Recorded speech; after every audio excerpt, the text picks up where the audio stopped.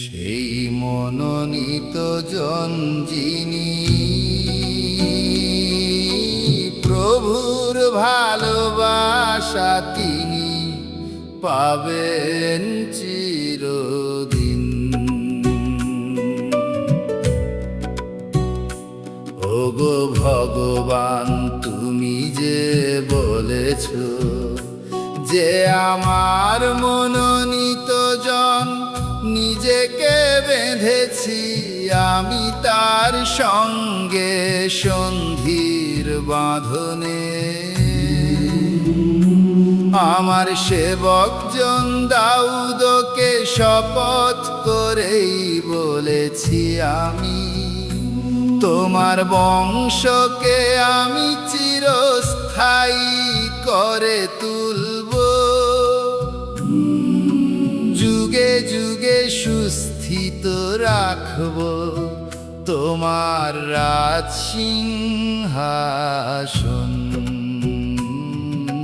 সেই মনোনীত জন যিনি প্রভুর ভালোবাসা তিনি পাবেন চিরদিন। তার প্রতি সদা জাগ্রত থাকবে আমার করুণা,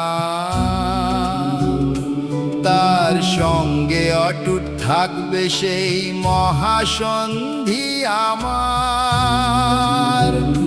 তার বংশধারাটিকে আমি তো করব চিরস্থায়ী, আকাশের মতোই স্থিতিশীল করব তার সিংহাসন। সেই মনোনীত জন যিনি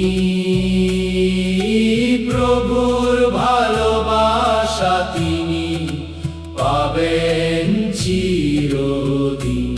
পরে তার সন্তানেরা আমার বিধান যদি বর্জন করে, আমার নীতির পথে যদি নাই চলে তারা, আমার বিধি নিয়ম যদি বা লঙ্ঘন করে তারা, যদি না পালন করে আমার আদেশ, বেতের আঘাতে তাদের দোষের সাজা দেব, কষাঘাত করে তাদের অন্যায়ের শাস্তি দেব আমি। সেই মনোনীত জন যিনি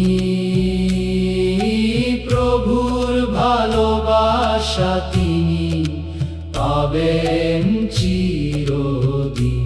তবু দাউদের প্রতি আমার করুণা কিন্তু ফিরিয়ে নেব না, মিথ্যা হতে দেব না আমার বিশ্বস্ততা। সেই মনোনীত জন যিনি প্রভুর ভালোবাসা তিনি পাবেন চিরদিন।